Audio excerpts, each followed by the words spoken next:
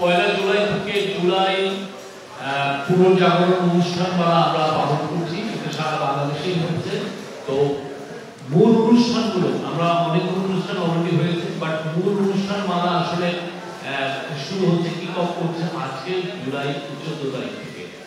আজকে এই বিস্তারিত এই জুলাই 14 তারিখের অনুষ্ঠান, সামনে আমরা কি করছি সেগুলো নিয়ে কথা বলবেন আমাদের সংস্কৃতি অ্যাডভাইজার মুস্তফা সরোয়ার ফারুকী এবং আমাদের নারী বিষয়ক অ্যাডভাইজার শারমিন হোসেন।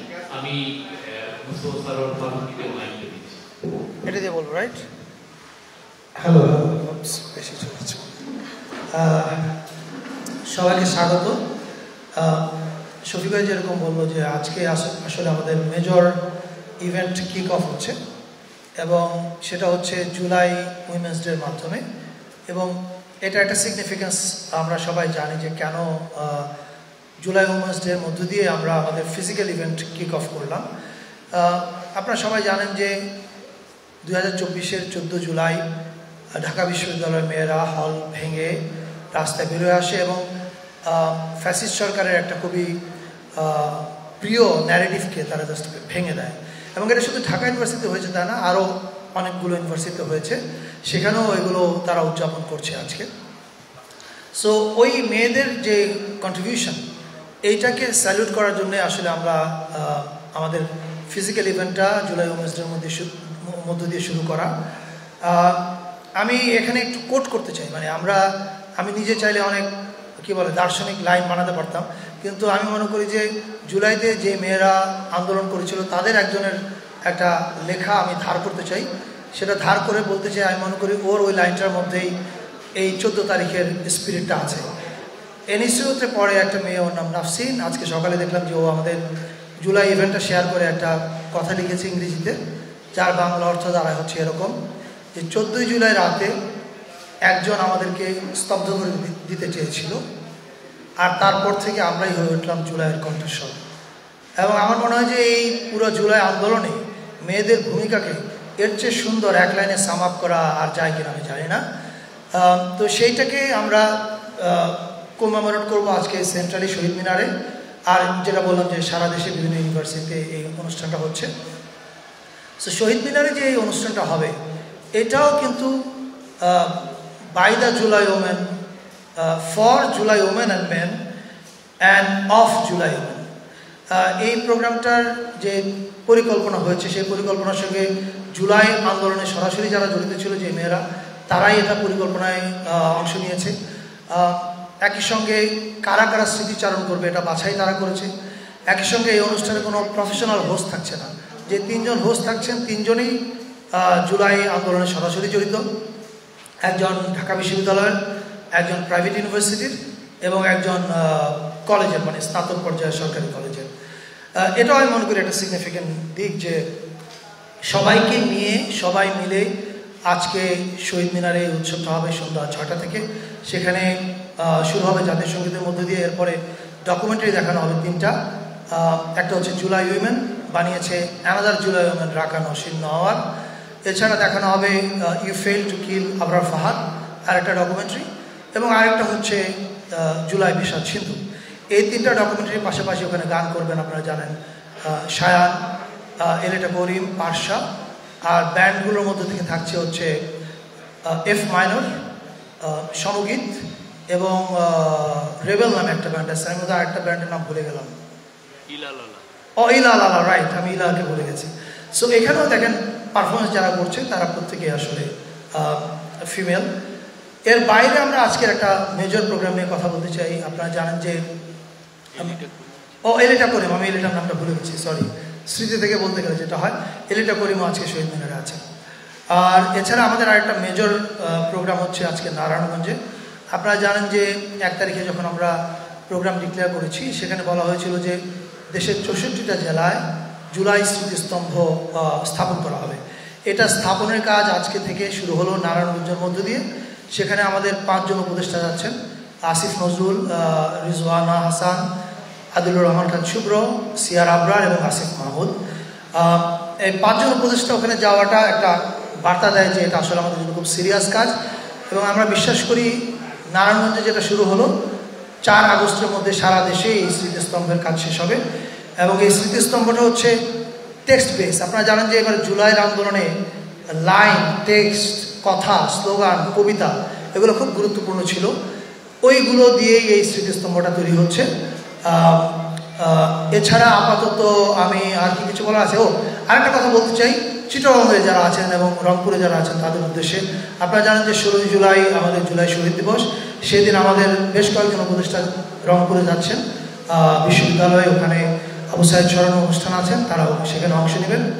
আর চিটাগং স্টেডিয়াম, যেটা কাজীর দেউলিতে শহরের ভিতরে, সেখানে অনেকগুলো ডকুমেন্টারি প্রদর্শনী আছে, কনসার্ট আছে চিটাগংয়ের শিল্পীদের এবং ঢাকার শিল্পীদের নিয়ে, এবং শেষে ওখানে একটা ড্রোন আর্ট ডিসপ্লে আছে। ফলে চিটাগংয়ে যারা আছেন তাদের সবাইকে আগাম বলে রাখলাম যে আপনারা প্রস্তুত থাকেন। 16 তারিখ সকালে আমাদের একটা প্রেস কনফারেন্স হবে, সেখানে ওই 16 তারিখের লাইন আপটা বলা হবে। আপাতত আমার তরফ থেকে এতটুকুই। এরপরে প্রশ্ন থাকলে উত্তর দেওয়া যাবে। শারমিন আপা ক্যান টেক ইট ফরওয়ার্ড। ধন্যবাদ। শুভ বিকেল। আজকের যে অনুষ্ঠানটা শুরু হলো, আমরা 14ই জুলাই, আমরা জুলাই নারী দিবস বলছি। মেয়েরা জুলাই কন্যা শব্দটা পছন্দ করে, তো জুলাই কন্যা দিবস। এই দিনটা আমাদের যেমন কেন্দ্রীয়ভাবে কতগুলো অনুষ্ঠান হচ্ছে আপনারা জানতে পারলেন। এর বাইরে আমার দুটো কথা বলার আছে। আমাদের মন্ত্রণালয় থেকে আমাদের জুলাই কন্যাদের আজকে একটা র্যালি হচ্ছে, তারা রিক্সা র্যালি করছে এবং সেখানে তারা তাদের স্লোগান, তাদের ভাষা, তাদের চাওয়া পাওয়া এগুলো নিয়ে তারা আওয়াজ তুলবে এবং তারা একটা জায়গায় সম্মিলিত হয়ে তাদের কথাগুলো তারা বলবে। এটা 3:30টায় শুরু হবে এবং মানিক মিয়া আগামী থেকে আমরা এই যাত্রাটা শুরু হচ্ছে। তারা বিভিন্ন অঞ্চল থেকে ঢাকায় একটা জায়গায় জড়ো হয়ে তারপরে একসাথে তারা র্যালিটা করবে। রিক্সাকে সম্মান দেওয়াটাও এটার একটা অংশ, কারণ অনেক মেয়েদের স্মৃতিতে ছিল যে রিক্সাওয়ালারা কীভাবে তাদেরকে সাহায্য করেছে। আজকে আমরা দেখতে পাচ্ছি যে জুলাই আন্দোলনটা বোধহয় পৃথিবীর একটা অন্যতম উদাহরণ ইদানিং কন্টেম্পোরারি হিস্ট্রিতে, যেখানে এত নারী একসাথে আন্দোলনে নেমেছে। আন্দোলনকারীরা নিজেরাই আমাকে বলেছে, ছেলেরা মেয়েরা, যে প্রায় 65 থেকে প্রায় 70% মেয়ে, প্রথমে মেয়ে ছিল। এবং এটা বিস্ময়কর। আর মেয়েদের সূচনা, যে তারা যে সূচনাটা করে, প্রথম স্লোগান, প্রথম ঘর থেকে বের হওয়া, প্রথম হোস্টেল থেকে বের হয়ে আসা, এটা যেমন আমাদের সকলের চোখে স্পষ্ট হয়ে উঠেছিল, ঠিক তেমনি আরেকটা অপূর্ব জিনিস আমরা লক্ষ্য করেছিলাম। সেটি হচ্ছে যে মেয়েরা ছেলেদের উপরে যখন আক্রমণ হয়েছিল, তারা কিভাবে ছুটে গিয়ে ছেলেদের রক্ষা করার চেষ্টা করেছে। ঠিক তেমনি আমরা এটাও দেখেছি যে মেয়েদের উপরে যখন হামলা চালাচ্ছিল, ছেলেরা তখন দৌড়ে গেছে সেখানে মেয়েদেরকেও রক্ষা করার জন্য। অর্থাৎ এই জুলাই আন্দোলনটা অনেক মাত্রায় আমাদেরকে গভীর একটা ভাবনা তৈরি করে, আমাদের একটা ভাবনার জায়গা তৈরি করে, কিভাবে সম্মিলিত শক্তির বিকাশ করতে পারে, কিভাবে ছেলেমেয়েরা একত্রে কাজ করলে পুরো সমাজে বিশাল পরিবর্তন আসতে পারে এবং কিভাবে আগামী দিনে এগোতে হলে এই শক্তিটাকে বাঁচিয়ে রাখা প্রয়োজন। এই যে কথাটি বললাম, এই শক্তিকে বাঁচিয়ে রাখা, সেটারই কিন্তু একটা ইচ্ছা প্রকাশ হচ্ছে আজকে এই স্মরণ আয়োজনের মধ্য দিয়ে। এবং আর দুটি কথা একটু জানিয়ে রাখি। আমাদের যে নারী যোদ্ধারা আছে তাদের একটা পূর্ণাঙ্গ চিত্র এবং পূর্ণাঙ্গ তালিকা করার গবেষণার কাজটা আমার মন্ত্রণালয় হাতে নিয়েছে এবং সেটার মধ্য দিয়ে আমরা আশা করছি প্রত্যেকটি নারীর চরিত্র, নারী যোদ্ধাকে আমরা খুঁজে পাব। এবং এটাও আজকে আমি বলি, অনেক আহত নারী যারা ঘর বন্ধ করে লুকিয়ে সামনে আসছে না, ডিপ্রেশনে আছে, তারা কেমন আছে দেখার কিন্তু আমাদের দায়িত্ব। এবং সেই জায়গাটিতে যারা এত সাহসিকতার সাথে যুদ্ধ করলো, তারা কেন মুখ লুকিয়ে ফেললো, এটাও কিন্তু আমাদের বোঝার প্রয়োজন আছে। এবং তাদের সামনে সামাজিকভাবে যে নানা কি বলে, আপনারা নিজেরাও জানেন যে মেয়েদের উপরে সাইবার স্পেস থেকে অনেক বুলিং হচ্ছে, অনেক বাজে বাজে কথা বলা হয়, কিন্তু এই মেয়েরা তো বীর যোদ্ধা। আমি বিশ্বাস করি তারা এটা থেকে বেরিয়ে আসবে এবং মাথা উঁচু করে দাঁড়াবে। আমার মন্ত্রণালয় থেকে দুটো কাজ, এদেরকে চিহ্নিত করা, এদের কাউন্সেলিং দেওয়া, এদের পাশে থাকা, এবং দ্বিতীয় কাজ এদের কীর্তি সংরক্ষণ করা। আজকে এই দিবসের জায়গা থেকে আমরা এই উদ্যোগগুলো নিয়েছি এবং আপনাদের সকলকে আমন্ত্রণ জানাচ্ছি। আপনারা সময় পেতে অবশ্যই আমাদের সাথে সম্পৃক্ত হবেন। ধন্যবাদ। আমি একটু যুক্ত করতে চাই আরেকটু, সেটা হচ্ছে আজকে আপনাদের মাধ্যমে আমরা সবাইকে জানাতে চাই যে আজকের অনুষ্ঠানটা কিন্তু প্রায় 11টা সাড়ে 11টা পর্যন্ত হবে শহীদ মিনারে, এবং মূল অনুষ্ঠানের পরে হবে ড্রোন ডিসপ্লে, এবং সেই ড্রোন ডিসপ্লে হচ্ছে চাইনিজ টেকনিক্যাল টিমের সহযোগিতায়। সেখানে আপনারা this is going to be massive show. আপনারা 16 years of Awami dictatorship and prelude to July, এই পুরো জিনিসটা দেখতে পাবেন। আর আরেকটা কথা হচ্ছে, এই ড্রোন ডিসপ্লের পরে ঢাকা ইউনিভার্সিটি মেয়েরা ওরা ওদের হলে ফিরে যাবে। ফিরে যাওয়ার পরে ওরা এক্স্যাক্টলি যেভাবে 2024-এ থালা বাটি পিটিয়ে হল থেকে বেরিয়ে এসেছিল, এটা তাদেরই আগ্রহে ওরা আবার রিক্রিয়েট করতে চায়। আমরা বলেছি it's a brilliant idea. So তারা ওটা 12টায় করবে। যারা শহীদ মিনারে থাকবেন তারা ওখানে লাইভ দেখতে পাবেন ওদের এই পুরো প্রসেশনটা, কিন্তু শহীদ মিনারের দর্শক ওখানে যেতে পারবে না, এখানে লাইভ দেখতে হবে। Thank you. আর কিছু বলবো না স্যার? কি বলছি? আর আমাদের 18 এবং 21 তারিখে ইয়েস। আর আরেকটা হচ্ছে একই মানে সুযোগে আমরা এটা বলে ফেলি, 18 তারিখ এবং 21 তারিখ আমাদের দুইটা মেজর ডে। 18 তারিখ হচ্ছে আপনারা জানেন যে প্রাইভেট ইউনিভার্সিটি রেজিস্ট্যান্স ডে। যখন সবাই ভেবেছিল যে ঢাকা বিশ্ববিদ্যালয় 17 তারিখে বন্ধ হয়ে গেল, ছাত্রনেতাদেরকে ধরে নিয়ে গেল, আন্দোলন শেষ, তখনই একদল এঞ্জেল নেমে আসলো এবং তারা হচ্ছে প্রাইভেট ইউনিভার্সিটি হিরোজ। সো ওদের জন্য হচ্ছে 18 তারিখ, আর 21 তারিখ হচ্ছে মাদ্রাসা রেজিস্ট্যান্স ডে। এই দুটার আগে হয়তো আমাদের আবার প্রেস মিট হবে ওটা ডিটেল প্রোগ্রাম ডিটেলসটা বলার জন্য। আপাতত দ্যাটস অল ফর মি।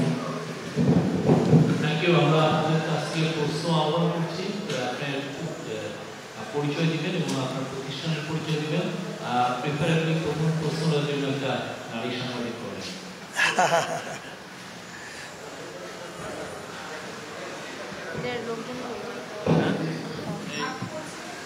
আমাদের একজন লোককে দাও না এখানে, আমাদের একটা লোককে বলেন মাইকটা দিতে। আমার ওই যে ওকে, ওই যে পরশকে বলেন, পরশকে আছে। আপনি বলছিলেন যে আমাদের জুলাইতে নারী যোদ্ধারা তারা বিভিন্ন রকমের বুলিংয়ের শিকার হচ্ছে, তারা লুকিয়ে রাখছে, কারণ একটা ট্রমার সময় কাটাচ্ছে, তারা অনেক লম্বা সময় পার হয়ে যাবে। এই সময়টা থেকে আমরা তাদের জন্য এই দুরবস্থা থেকে তাদেরকে বের করা যেত কিনা? আমি 1 বছর পরে আমি তাদের ব্যাপারে কথা ভাবছি, তারা তো যোদ্ধা। সংস্কৃতি এই নিয়ে আছে। আচ্ছা, প্রথম কথা হচ্ছে তোমরা নিজেরাই অনেক বিষয়ে সচেতন আছো। এই বিষয়গুলো আমাদের গোচরে আসতে কিন্তু সময় লেগেছে। একটা জিনিস জেনে রেখো, 10টা মাস হয়েছে, কিন্তু এখনো কিন্তু আমরা প্রতিটি যোদ্ধার কাছে পৌঁছাতে পারিনি। কারণটা হচ্ছে যত সহজে আমরা বলে ফেলি তার চাইতে অনেক বেশি কঠিন। এবং আমরা সহজ হয়েছিল প্রথমত যারা আহত এবং নিহত তাদের জীবিত করে দেওয়া। খেয়াল করে দেখবে যে এই 10 মাসে আমাদের নারী যোদ্ধারিতা, নারী শহীদদেরও উপরে আমরা খুব একটা কাজ করতে পারিনি। এখানে আমার বলা প্রয়োজন যে আমরা নারী শহীদদের উপরে কাজ হাতে নিয়েছি এবং একটা ছোট্ট ভিডিও আমরা তৈরি করেছি, যেটা আমাদের এই মূল অনুষ্ঠানের ভিতরে থাকবে। অর্থাৎ না করার লিস্ট বড় করতে পারবে তোমরা, কিন্তু এর মধ্যে যে যথেষ্ট শ্রম ভিত্তিক এবং সময় সাপেক্ষ ব্যাপার ছিল। তো খুবই খুশি হতাম যদি আমরা দ্রুত গতিতে পৌঁছে যেতে পারতাম, কিন্তু আমাদের সময় লেগেছে, কারণ এই মেয়েগুলো তারা নিজেরাও সামনে আসতে চায়নি। এখন আমরা যেটা করেছি, আমরা প্রায় 100 জন মেয়েকে ডিপ্লয় করেছি তাদেরকে খুঁজে বের করার জন্য। আমি আমার প্রতিষ্ঠানের কথা বলছি, নারী মন্ত্রণালয়ে সারা বাংলাদেশে, প্রথমত ঢাকায়, তারপরে সারা দেশে। এবং যে তথ্যগুলো আমি পাচ্ছি সেই তথ্যটা সত্যি আমি জানি আমাদের সবারই কষ্ট লাগবে। অনেক মেয়েরা ইতিমধ্যে আমাদেরকে জানিয়ে দিয়েছে তারা সামনে আসতে রাজি নয়, তারা কথা বলতে রাজি নয়, এবং তারা ঘর থেকে বেরিয়ে আসতেও রাজি নয়। এখন এটা আমাদেরকে অ্যানালাইজ করতে হবে যে কেন আমার সমাজে মেয়েদের এই অবস্থাটা ঘটল, এবং আমাদের অবশ্যই দায়িত্ব আছে তাদের পাশে গিয়ে তাদেরকে কাউন্সেলিং করে তাদেরকে নর্মাল একটা জায়গায় আবার ফিরিয়ে আনা। এই জায়গাটায় সব প্রশ্নের জবাব আমার কাছে নেই, তবে এই জিনিসটা খুব জরুরি, তাদের পাশে গিয়ে দাঁড়ানো এবং তাদেরকে সেই সহযোগিতার হাত বাড়িয়ে দেওয়া। যে মেয়েরা অল্প কিছুদিন আগে যুদ্ধ করলো তারা কেন মুখ ফিরিয়ে নিচ্ছে, তারা কেন ঘরে লুকোচ্ছে? একটা হচ্ছে যে হিংস্রতাটা আমরা আমাদের সমাজ ব্যবস্থার ভিতরে দেখতে পাচ্ছি, পলিটিক্যাল কারণে কিন্তু ঘটছে অনেক কিছু, সেটাও তোমরা অনেকে জানো। এবং সেখানে মেয়েরা যে একটা শিকার ঘটে যায়, এবং তোমাদেরকে আবারও আমি স্মরণ করে দিতে চাই ৭১-এর মুক্তিযুদ্ধের পরেও কিন্তু মেয়েরা হারিয়ে গেছিল। এবার আমরা হারাতে দেব না বলেই আমরা তাদেরকে ঘরে ঘরে গিয়ে খুঁজছি। সময় লাগবে একটু, কিন্তু আমরা ওদেরকে ঠিকই বের করে আনবো, ওদের প্রত্যেকজনের কাছে আমরা পৌঁছাবো।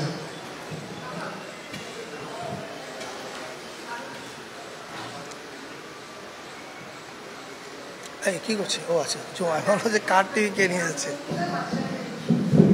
আমি মমতা মাছি, আপনি যে কথাটা বললেন যে আপনারা হারিয়ে যেতে দেবেন না, এর আগে বললেন যে এই জুলাইয়ের নারী যোদ্ধারা তারা অভিযোগ করেছে তারা নানা ধরনের বুলিং এর শিকার হচ্ছে। এই বুলিং এর কথাই যদি বলি যে গত অনেকগুলো বছর ধরে আমরা দেখেছি যে এই অনলাইন ব্যবহার করে নারীরা কিভাবে বুলিং এর শিকার হচ্ছে। এটা নতুন না, এই সংস্কৃতি অনেক পুরনো।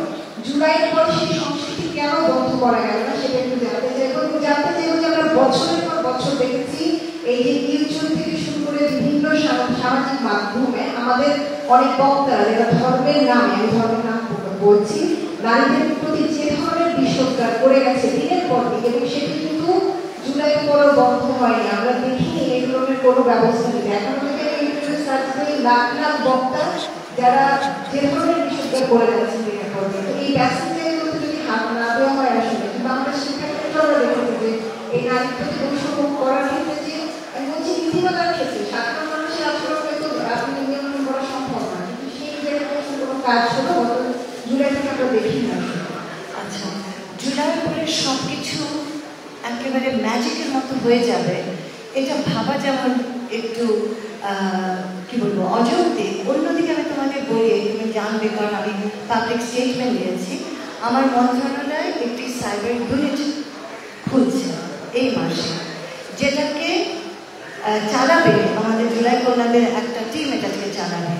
কাজটা হচ্ছে দুটো, এটাকে ২৪ ঘন্টা আমরা মনিটর করব, যে ভাষা ব্যবহার হচ্ছে, যে অ্যাবিউজ ব্যবহার হচ্ছে সেই জায়গাটিতে। এগুলো কিন্তু ক্রিমিনাল কাজ, এগুলোকে যতখানি শাস্তির ভেতরে আনা যেত ততখানি আমরা এখনো বুঝে উঠতে পারিনি। কিন্তু খেয়াল রাখতে হবে, পুলিশের একটা ইউনিট আছে, তারা কিন্তু চালিয়ে যাচ্ছে। আমরা সিদ্ধান্ত নিয়েছি এটাকে জোরদার করার জন্য আমরা আমাদের মন্ত্রণালয়ে একটা ইউনিট খুলে এটা ২৪ ঘন্টা মনিটরিংয়ের ভেতরে আনবো। দুটো কাজ করবো, একটা হচ্ছে এটাকে সঙ্গে সঙ্গে আমাদের পুলিশের সাথে একটা সংযোগ তৈরি করে সেখানে কোঅর্ডিনেটেড ওয়েতে এটাকে অ্যাড্রেস করা, আর দ্বিতীয়ত অপরাধীদেরকে শাস্তির ভিতরে আনা, দ্বিতীয়ত অল্টারনেটিভ ন্যারেটিভ স্থাপন করা। এবং এই জায়গাটায় আমি অবশ্যই দাবি করব যে আমরা যেন অ্যাবিউসিভ ল্যাঙ্গুয়েজ, মেয়েদেরকে ছোট করা, হেয় করা, খারাপ ভাষায় গাল দেওয়া, এটা তো একটা রাজনৈতিক টুল, এটা তো আমরা যুগ যুগ ধরে জানি। একটি কমিউনিটিতে মেয়েদেরকে, বাচ্চাদেরকে যদি তুমি একেবারে নির্যাতনের নিচে ফেলে দাও, তুমি তো সেই পুরো কমিউনিটিকে তোমার কন্ট্রোলে নিয়ে আসো। তো এই জায়গাটা থেকে দৃঢ়ভাবে আমাদের এটা করতে হবে, অল্টারনেটিভ ন্যারেটিভ আনতে হবে এবং কঠোর শাস্তির ব্যবস্থা করতে হবে। আমার জবাব হচ্ছে তোমার কাছে যে এই কাজটা আমরা শুরু করেছি, পুলিশের সাথে আমাদের একটা MOU হতে যাচ্ছে এবং আমরা এই দৃঢ়তার সাথে এই কাজ করব এবং সেটা তোমাদের সহযোগিতা লাগবে। আরেকটা জিনিস মনে রেখো যে বট বলে একটা নতুন ফিনমেনা আছে, এই বট কালচারটা কিন্তু খুব দৃঢ়ভাবে ব্যবহার হচ্ছে এই অপসংস্কৃতিটা ছড়ানোর ক্ষেত্রে এবং তাদেরকে কিন্তু ধরা যায় না এবং বিদেশ থেকে যারা করছেন তাদেরকেও ধরাটা আমাদের জন্য খুব কঠিন। কিন্তু দেশে যে অরাজকতা যদি হয়, দেশে যদি কেউ এই ক্রিমিনাল কাজগুলো করে, আমি বিশ্বাস করি যে আমরা যে কাজগুলো হাতে নিয়েছি তার মধ্যে থেকে আমরা নিশ্চয়ই এটাকে আরেকটু ভালো অবস্থায় নিয়ে আসতে পারবো। আমরা কোশ্চেনগুলো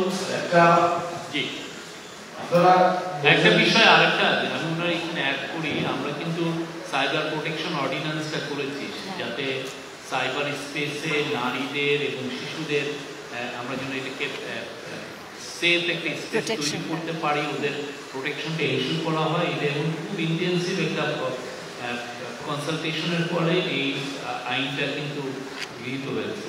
আরেকটা হচ্ছে যে আপনারা দেখেছেন মাগুরার যে ঘটনাটার পরে, রেপ কেসের পরে কিন্তু আমরা আমাদের আইনেও কিছু চেঞ্জ এনেছি নারী এবং শিশুদের রিপ্রেশন কেসের ক্ষেত্রে, এবং এটা খুবই আরও শক্ত করা হয়েছে। এটুকু আমি অ্যাড করলাম। আমি এই কোশ্চেন করছিলেন প্লিজ, অনুষ্ঠান সম্পর্কিত কোশ্চেন করেন প্লিজ।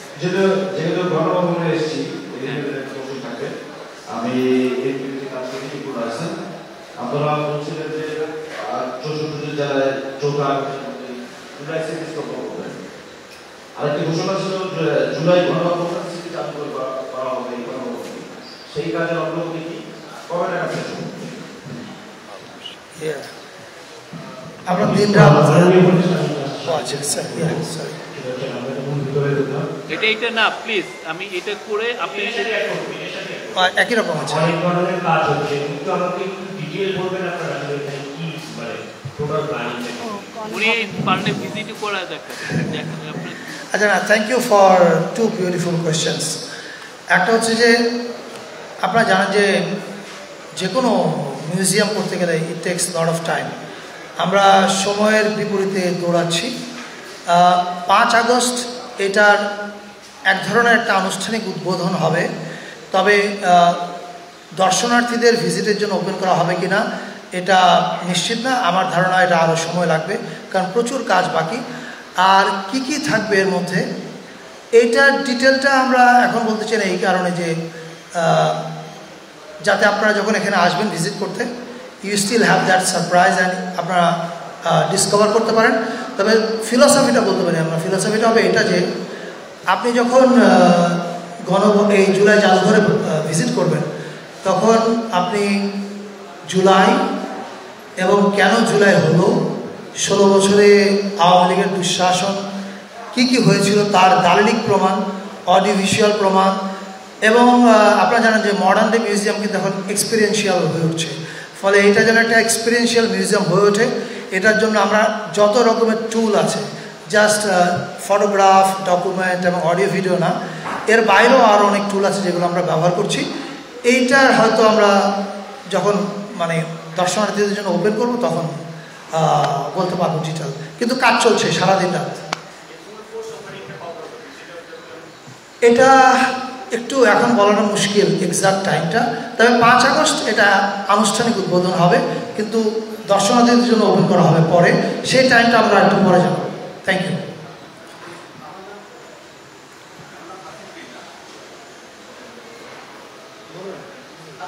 এটা নিতে পারবো। আমি এখন যে বিষয়ে কাজ করি, আমার নাম হাসি। আমার প্রশ্ন হচ্ছে এই গণভবন থেকে গণহত্যার অনেক পরিকল্পনা হয়েছিল এবং সেটা বিভিন্ন তদন্ত সংস্থা রিপোর্টে এসেছে। তো সেই জায়গায় এটা একটা ক্রাইম সিন, এই ক্রাইম সিন নষ্ট হবার ঝুঁকি তৈরি হয় কিনা এই জুলাই জাদুঘর তৈরি করতে? প্রথম কথা হচ্ছে এখান থেকে যা যা প্রমাণ প্রয়োজন সেই প্রমাণগুলো আমাদের সঙ্গে কোলাবোরেশনের ভিত্তিতে ক্রাইম ট্রাইব্যুনাল অলরেডি নিয়ে গেছে।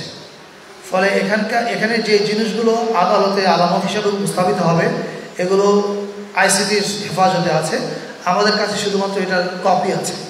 যখন বিচার শেষ হয়ে যাবে তখন এটার অরিজিনাল কপি আমাদের কাছে আসবে। এটা প্রথমত। আর দ্বিতীয়ত, আপনি ঠিকই বলেছেন, এই বাড়িতে বসেই খুনের পরিকল্পনা হয়েছে। এই বাড়ির যে অফিস রুমটা আছে, ওই অফিস রুমে গেলে মানে আপনাদের গা ছমছম করবে যখন আপনি জানবেন। কিছু জায়গায় একটা অডিও আপনারা শুনেছেন, গার্ডিয়ান পাবলিশ হয়েছিল কয়েকদিন আগে, বিবেচিত হয়েছে। এই অডিওটা মোস্ট প্রবাবলি এই অফিস রুমে বসেই উনি কথা বলেছেন। তার মানে এই জায়গাগুলো তো is a horror scene, not only crime scene, is a horror scene as well. ফলে ওই এক্সপিরিয়েন্সটা আপনারা যখন জুলাই মিউজিয়ামে আসবেন, ওই এক্সপিরিয়েন্সের ভিতর দিয়ে যাবেন, ওই বেদনার ভিতর দিয়ে যাবেন। এবং আমাদের উদ্দেশ্য খুব সিম্পল, শেখ হাসিনা এবং তার গ্যাংয়ের অপরাধের বিচার তো আদালত করবেই, আর এই জাদুঘরটা হচ্ছে এদের অপরাধের আজীবনের বিচার। ভিজিটররা একবার করে এখানে আসবেন এবং উনি ওনার মতো করে বিচার করবেন, এবং সেটা যেন ওই জায়গায় পৌঁছায় আমাদের কিউরেশনটা সেরকম হচ্ছে বলে আমি মনে করি। Thank you.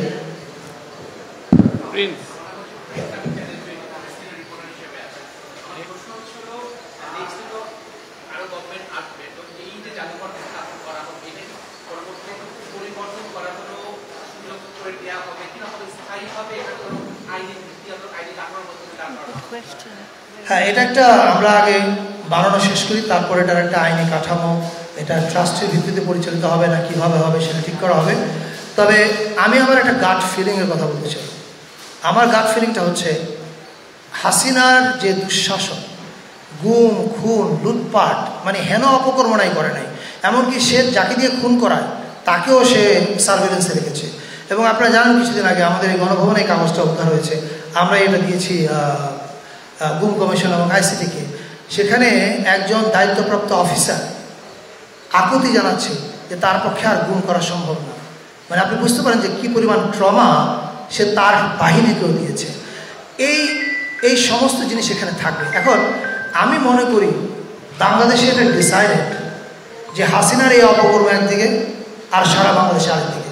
এখন রাজনৈতিক কারণে বিভিন্ন রাজনৈতিক স্টেক হোল্ডার্স, সোশ্যাল স্টেক হোল্ডার্সদের মধ্যে মতবিরোধ থাকবে, যেটা যে কোনো ডেমোক্রেটিক সোসাইটির সৌন্দর্য। তর্ক বিতর্ক থাকবে, এটাও সৌন্দর্য। কিন্তু হাসিনা দুঃশাসন এবং এই 16 বছর দুঃশাসন এবং জুলাই, আমার মনে হয় না এই প্রশ্নে বাংলাদেশের পলিটিক্যাল স্টেক হোল্ডারদের মধ্যে কোনো বিরোধ আছে, এবং তারা পরবর্তীতে আসলেও এখানে কোনো পরিবর্তন হবে কিউরেশনে, এটা আমি বিশ্বাস করি না। এবং আপনাদেরকে আমি এটুকু বলতে চাই যে আমাদের কিউরেটিভ টিম এখানে যাদেরকে নিয়ে কাজ করছে, একটা বিশাল ইয়াং ফোর্স। এখানে কোনো একটা নির্দিষ্ট দলের লোক নেই, সকল দলের মানুষজন এখানে কাজ করছে। ফলে this is going to be very absolutely non partisan. এটা বাংলাদেশের সত্য কথাটা বলবে। Thank you. আমি দৈনিক সময়ের কাজ করি। যেটা বললেন জুলাইয়ের কথা বলতে গিয়ে, বিশেষ করে জুলাই উন্নয়নের কথা বলতে গিয়ে, যে আমরা এখনো রাজনৈতিক ইস্যুতে অনেক কিছু ফয়সলা করতে পারিনি বলে অনেক কিছু করতে সম্ভব হচ্ছে। আমি সেই বিষয়টি প্রশ্ন করতে চাই। রাষ্ট্রপতির প্রবেশদ্বারের চিত্র যদি আমরা দেখি, যে সামনে অর্থনৈতিক ক্যাম্প কাটাতারের দ্বারা মধ্যে দৃষ্টিতে সিপাহীরা দাঁড়িয়ে আছে। অনেকেই বলছেন যে অপরাধ করছে রাষ্ট্রপতি, অথচ সাজা ভোগ করছে সাধারণ সিপাহীরা।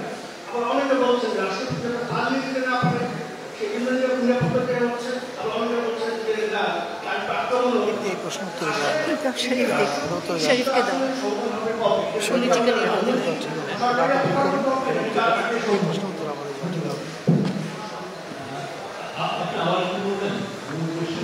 মূল প্রশ্নটা হচ্ছে রাষ্ট্রপতি এটা খুব কমপ্লিকেটেড ওয়েতে প্রশ্নটা। It's not in our subject.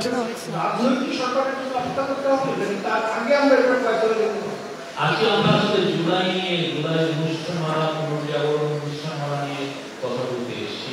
আমাদের জুলাইয়ের নারীদের যে ব্রেভারি, তাদের কারেজ, সেটা নিয়ে কথা বলতে এসেছি আমরা। আমি আপনার এই কোশ্চেনটা আমি পরবর্তীতে অন্য একটা অনুষ্ঠানে আমরা জুলাই নিয়ে কথা বলছি। জুলাই নিয়ে আমরা কথা বলছি। আপনার প্রশ্নটা আমি পরে আপনাকে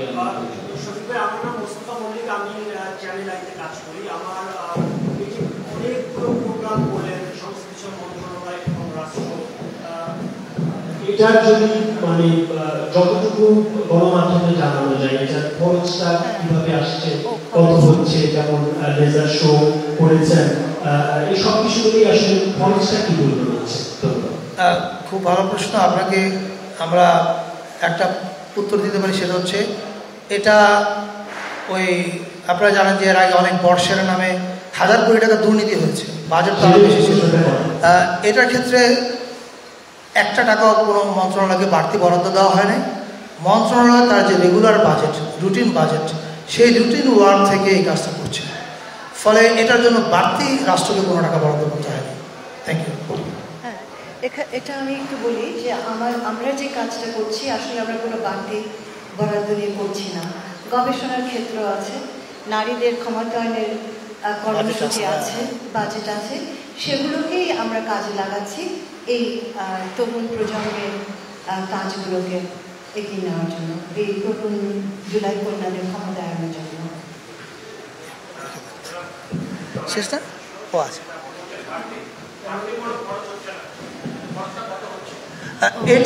এটা নিশ্চয়ই প্রত্যেকটা টাকাই তো হিসাবে থাকবে। এটা এক এক মন্ত্রণালয় তো তাদের রুটিন বাজেট থেকে করছে।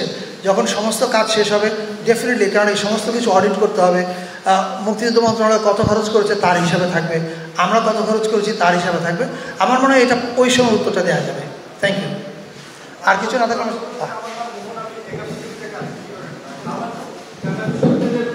এটার পরে আমরা আর একটা কোশ্চেন নিব। আমরা দেখেছি যে আগে বড় সার্ভিস করা হতো, আজকে 14 তারিখে আমরা গণেশ গত বছর দেখেছিলাম রাজাকে, সেটা আসলে কিন্তু রেটরিক বা মেটাফরিক্যাল আপনারা এই আজকে সমস্যা। Oh man, thank you. I mean, I was waiting for this question and finally it came. Yeah, you are absolutely right. I think this is called poetic justice. This is poetic justice. এই গণভবনেই, এই আমার পেছনে যে দালানটা, সেই দালানেই আমাদের দেশের রাষ্ট্র ক্ষমতার শীর্ষে বসে একজন মানুষ দম্ভ করে সবাইকে তুচ্ছ তাচ্ছিল্য করতেন, বলতেন 16 কোটি মানুষকে আমি খাওয়াই, আমাকে রেহানা বললো আর 10 লাখকে খাওয়াতে পারবে না, মানে as if we are living in a kingdom. এবং 14 তারিখে এই গণভবনের ভিতরেই প্রেস কনফারেন্সে কী হয়েছিল আপনারা জানেন। পোয়েটিক জাস্টিস এই কারণে যে আজকে সেই গণভবনে প্রেস কনফারেন্স হচ্ছে, এবং ওই প্রেস কনফারেন্সের পরে যেই মেয়েরা রাস্তায় বেরিয়েছিল ওই মেয়েদেরকে সেলিব্রেট করার জন্য আমরা আজকে প্রেস কনফারেন্স করছি। I think this is called poetic justice বা আল্লাহর বিচার। আমি একটা কথা বলি, যেই পাহাড়ে বসে স্বৈরাচার শাসন করেছে, এই জুলাই আন্দোলন সেই পাহাড়কে ঘুরিয়ে দিয়েছে। তো এখান থেকে শুরু করবো না তো আর কোথা থেকে শুরু করবো? Thank you, great question ma'am. আমরা শেষ করতে পারবো না। আই থিঙ্ক এই প্রশ্ন করে আর প্রশ্ন দরকার নেই। দিস সামস আপ এভরিথিং, নাকি? আর এনি আদার কোশ্চেন?